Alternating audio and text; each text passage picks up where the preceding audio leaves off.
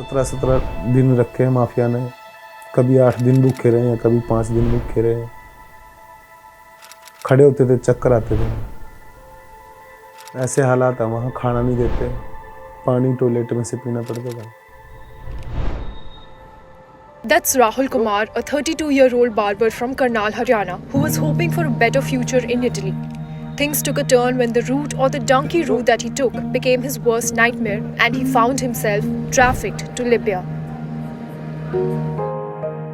Agent ने बोला था मैं इटली का वीज़ा दुआऊंगा। डोंकी का तो पता ही नहीं था भाई ये चीज़ भी होगी, रास्ते में ये दिक्कत आएंगी। मैं दुबई गया। दुबई जाने के बाद उसने मतलब बोला मैंने लीबिया का वीज़ा लगवाया आपका, आप लीबिया से जाओगे। बहुत लड़के गए हुए हैं भाई, सभी भाई है ना, राम राम भाई। भाई हम अमेरिका डोंकी खातर आए थे भाई, 4 जने बचे भाई हम। ठीक है भाई। भाई एक ब्रेड के पैकेट था हमारे पे, 5 दिन हो गए वही ब्रेड का पैकेट खाने हमने, बुरी हालत होगी भाई जमा गति। भाई भूखे पेट चलाने लग रहे, 5 दिन हो गए जंगला में। देखियो भाई मैक्सिको के Hundreds of Indians from Delhi NCR, Haryana, Punjab are taking the illegal method of entering a foreign country by making multiple stops in other countries. These routes, called as donkey routes or donkey, comes from a Punjabi idiom that means to hop from place to place. The journey begins with at least 8 to 12 people who then risk having to dodge smugglers, drug cartels and poisonous snake bites. बहुत मुश्किल हो गई आप बोधी थलाना जी। भाई जी जे donkey लाउणी है डोंकर ना छड्या जे डोंकर छड्ड के ते माड़ी बन जानी, सोचा भी नहीं होगा तुसी की बनना ਤੁਹਾਡੇ ਵੀਰ ਮੇਰੇ ਆਪਣੇ ਏਜੰਟ ਨਾਲ ਪੱਕੀ ਗੱਲ ਕਰਕੇ ਆਇਓ ਵੀ ਸਾਨੂੰ ਡੋਂਕਰ ਚਾਹੀਦਾ, ਜੇ ਡੋਂਕਰ नहीं तो समझो कुछ नहीं।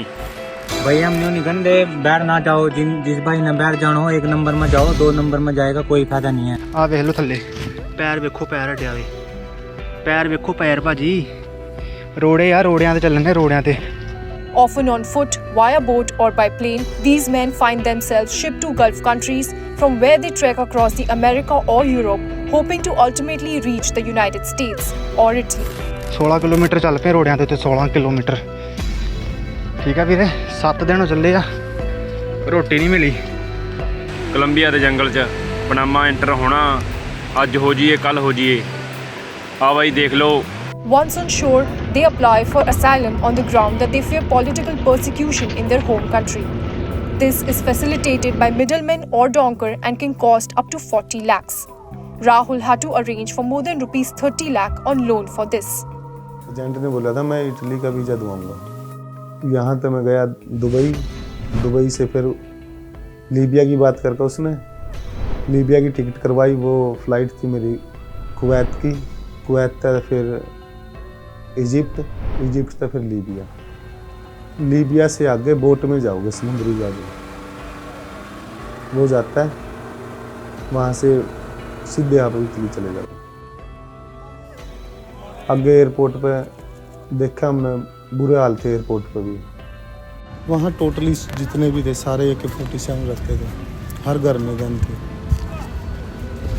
बस उनका हर टाइम चलाते रहते थे वो। उन्होंने हमारे पासपोर्ट दिखाए, वो लेकर चले गए वहाँ जाए। वो अपने घर के अंदर रखते थे, छुपा के, पुलिस से छुपा के, बाहर सबसे छुपा के रखते थे अंदर। खाना पीना नहीं देते रहे, वो फुलूस करते थे, बस पैसे पैसे मांगते थे। आगे आगे जाते रहे, आगे आगे फंसते रहे। फ़ोन छीन गए, कपड़े लत्ते कुछ नहीं रहे साथ में।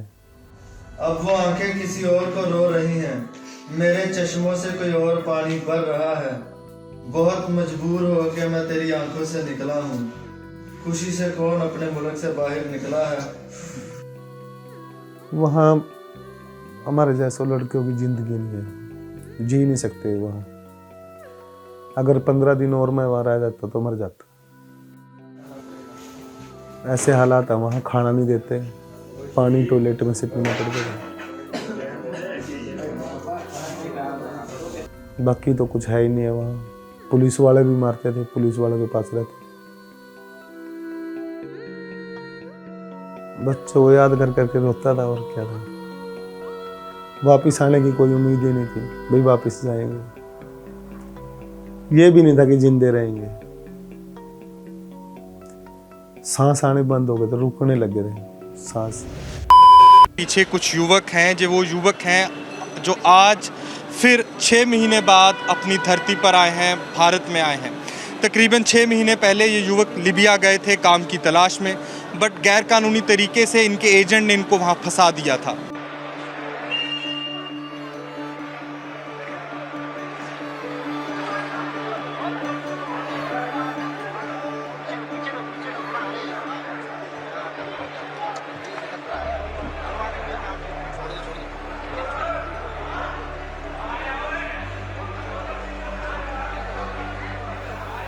दिल्ली एयरपोर्ट पर उतरे जी, सबसे पहले तो जो अपनी खुशबू है नहीं मट्टी की, वो कहीं नहीं मिलती।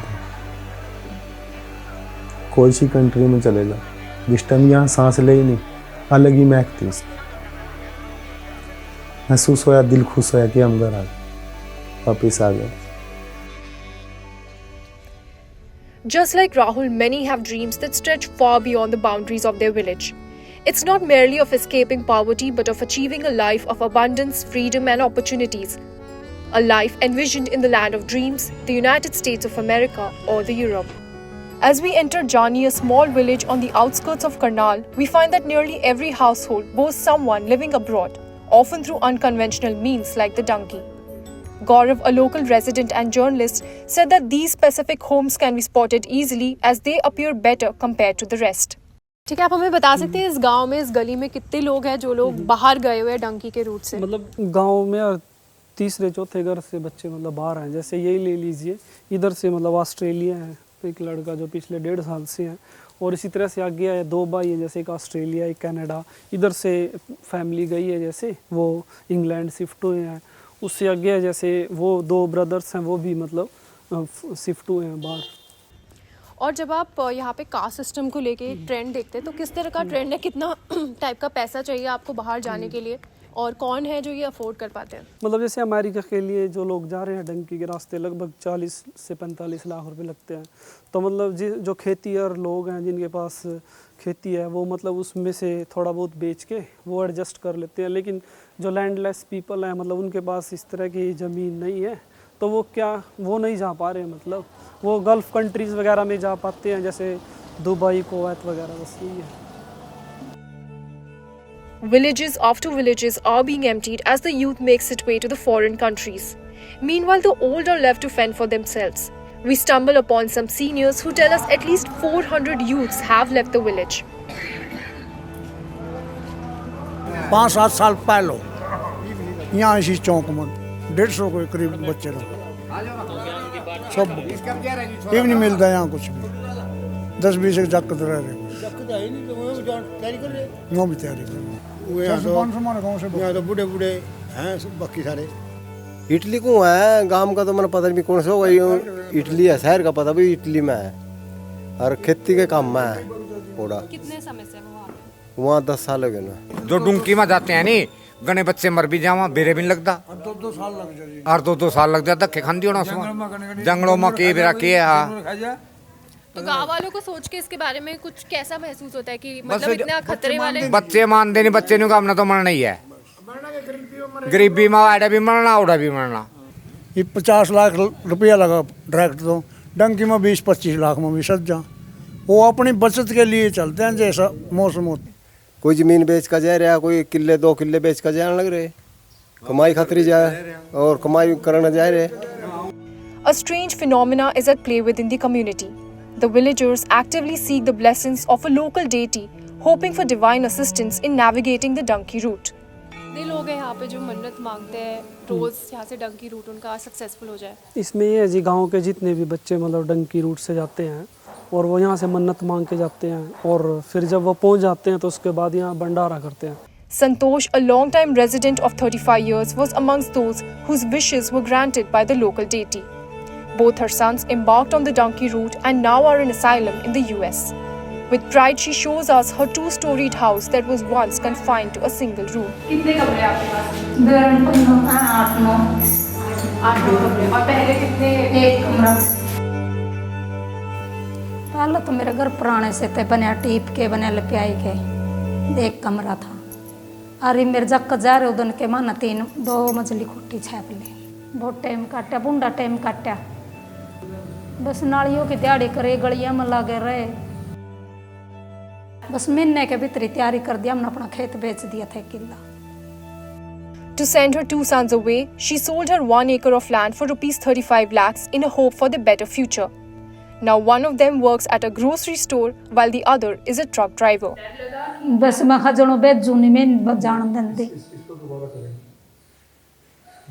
मैं बेचूं नहीं, इस तरह हो गया। बस जनों बेचूं नहीं, फिर रुकिया कौन नहीं, छोटा नहीं बोला तुम्हारे पाप ने तेरी दिहाड़ी करवावेगी। बहुत टेंशन हुई थी, रोंदी फिरी थी मैं तो।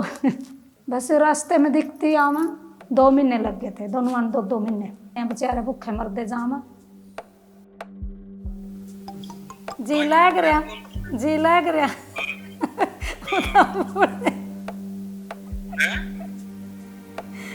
बताओ भाई, फोड़ क्या पछतावा लग रहा है। मुश्किल हो गई मैंने काटनी, और याद तो आवे या फिर जगतों की, और याद नहीं आती, मैं तो याद कर रोन भी लग जू। When asked if the risk was worth it, a daily wager turned landowner, she says the improved quality of life makes the hardship worthwhile. मौज हो रही तो अपना खेती बाड़ी कर ला, अपने बच्चे ना खिला ला। Next we meet Sadbir, an ex-returnee who stayed in England for 10 years and now facilitates others' journey. मैं दूसरे को क्या बताऊं, मैंने अपने भतीजे खुद डोंकी के रास्ते भेजे हैं। स्टडी वो करते नहीं, ऐसा हमारा कुछ है नहीं सिस्टम की जिससे कि उनकी पूरा सर्वाइव कर सके पूरी लाइफ यहाँ से, तो वो जरिया नहीं ना कुछ भी, सिर्फ पैसे लगा के डोंकी के रिस्क है, 100 की 100% रिस्क है। अगर एक लड़का यहाँ पर फ्री है, कोई काम नहीं कर रहा, अगर वहाँ जाके वो 3 लाख कमा रहा है तो अच्छा तो लगेगा, वो फैमिली को भी अच्छा लगेगा।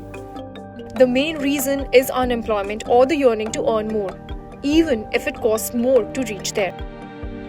कि हर तीसरे घर में से एक लड़का बाहर होगा, पैसा तो डबल ही दे रहा था। अगर स्टडी में जाता वो 15 में भी हो सकता था, 13 में भी हो सकता था, 10 में भी हो सकता था, बट वो स्टडी करते नहीं। स्टडी के बगैर यहाँ पर भी जॉब नहीं, और पैसा घर में है नहीं, ज़मीन है नहीं इतनी भी जिससे कि पूरी लाइफ जी सके।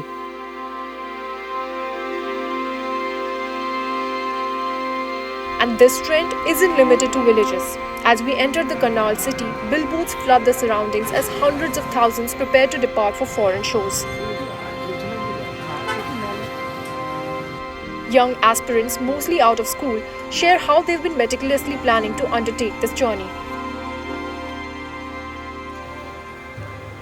Basically, I am really very interested for moving to Canada, and the first thing I will do there is to click a photograph and to do a video call with my father and my mother. And I really think that it is not an easy task to do, but the thing is that I have to do it for my bright future. अगर India की मैं बात करूं तो यहाँ पे जो है ना, अब ज़्यादा से ज़्यादा बच्चे बाहर जा रहे हैं। क्यों जा रहे हैं? क्योंकि यहाँ पे जो पेमेंट है, सैलरी मिलती है, वो इतनी वो नहीं है कि उनका घर चल जाए और आगे उनके फ्यूचर के लिए भी अच्छा हो। तो फिर मतलब अगर कनाडा के लिए जा रहे हैं, वहाँ पे सर्वाइव करना भी इजी है। First of all, I have watched many movies as well as read books about the Canada country, that what is the lifestyle of people there. Moreover, there are a lot of friends and relatives who are already in abroad, and they told me about that country, that it is very good for you as well as student to live here. For the likes of those who aren't able to make it legally, a backdoor entry into US, Canada or Europe fraught with dangers seems like the only option. One could do a simple inmate search on the Federal Bureau of Prisons website and find a large number of Singhs, Kaurs, Deepaks and Gauravs. Most of them have tried to enter America by stealth. Those who cross the border and don't get caught tirelessly work odd jobs in the foreign countries. In that way, American dream ends more or less the same way for both, those who manage to enter and those who don't. It's a grueling, unceasing struggle to earn a sufficient income. But that doesn't stop people from leaving. कि वहाँ से आना बहुत easy है, लेकिन असल जो आपकी लाइफ स्टार्ट होती है वो यहाँ पहुँचने के बाद होती है। चलो कैसे न कैसे वो लाइफ का रिस्क लेके यहाँ पे पहुँच भी जाते हैं, लेकिन आज के टाइम में क्या हो रहा है, तो जो डंकी के रास्ते आते हैं उनको सबसे पहली बात है कि उनको बीआरपी कार्ड नहीं मिलता। बीआरपी यहाँ होता है बायोमेट्रिक रेजिडेंस परमिट। दूसरी बात असाइलम की, यूके जो है ना इंडियंस के लिए असाइलम का बहुत मतलब स्ट्रिक्ट है, कि आप कह सकते हो कि मुझे नहीं लगता कि 1000 में से 1-2 लोगों के असाइलम को वो अप्रूव करते होंगे। और जो है ना फिर वो यहाँ पे इतने गलत तरीके से लोग रहते हैं, कंस्ट्रक्शंस में काम करते हैं, लोग उनको काम करवाने के बाद पैसे दें ना दें। For over a year now, Vicky has moved from Karnal to UK, where he's employed in the railways, earning approximately £2,500. he manages to remit £1,500 back home. However, he confides that living abroad is tough, and despite financial stability, there are moments when mere money doesn't suffice. जब अगर पैसे को देखते हैं तो लगता है कि चलो ठीक ठाक है, या और बहुत सारी चीजें होती हैं जो एक आपको लाइफ में जरूरी होती हैं, उनकी अगर आप बात करो तो उनमें तो बड़ी प्रॉब्लम्स रहती हैं। पिछले 1 साल में कभी ऐसा नहीं हुआ कि मैं 5 से ज्यादा आवर्स जो है ना मैं सोया हूँ। हर वक्त स्ट्रेस रहता है। As for those like Rahul, it marks a fresh beginning where they must gradually reconstruct their lives from where they had to leave it behind. And that's not always easy. ज़्यादा weight loss हो गया था, 30 kilo वजन कम हुआ था मेरा एकदम। एक याददाश्त में दिक्कत आई थी, जो मैं मतलब पहचानता नहीं था गाने, तो ये था कि पहचान में भी नहीं आते थे मेरे। बात है कोई काम है सब भूल जो, अभी तक भी मतलब इतना वो नहीं है। अभी भी ये है कि दिमाग वाली ठीक नहीं है, दिमाग से तो प्रॉपर तरीके तो ठीक। जब मैं वहाँ था जी तो यहाँ मेरी दुकान पे भी लड़के हट गए थे, परेशान हो रहे थे घर वाले भी। जब मैं वापस आया हूँ, वापस आने के बाद कस्टमर भी बहुत ज़्यादा कम हो गए थे। मैंने देखा मेरे कस्टमर भी वापस आ रहे हैं, सभी काम भी मेरा पहले जैसा होता जा रहा है। ठीक है सब, अब कोई दिक्कत नहीं, अब मैं खुश हूँ। 2 lakh Indians over the last 5 years entered the US illegally, and Indians make up a third of those entering UK illegally through various channels. These trips to them may cost anywhere between 15 to 40 lakhs and can go up to as high as 70 lakhs. While many of them are sending back money home without any official data available, we only have the stories of those who die on these fatal routes. Some of them may witness an income surge of 120 to 500%. But that begs the question, if these trips are truly worth it. तो ये last chance है यही कि और क्या कर सकते हैं, एक दूसरे को देख के। कमाने के लिए जावा भी रखे है, पूरा तो दिहाड़ी भी नहीं मिलती। ये नौकरी है नहीं, एडे नौकरी मिल नहीं रही, ना सरकारी है ना प्राइवेट है। और क्या करा फिर? और करते गए अपने माँ बाप खातर, अपने भाइयों खातर, और तो कमा कमू का पैसे भेज दें यहाँ पर इनके खातर। मैं तो यही कहता हूँ जी, वर्क परमिट ले रहे हो तो वर्क परमिट देख के जब आ जाता है कन्फर्म करके फिर जाओ, ऐसे मत जाओ।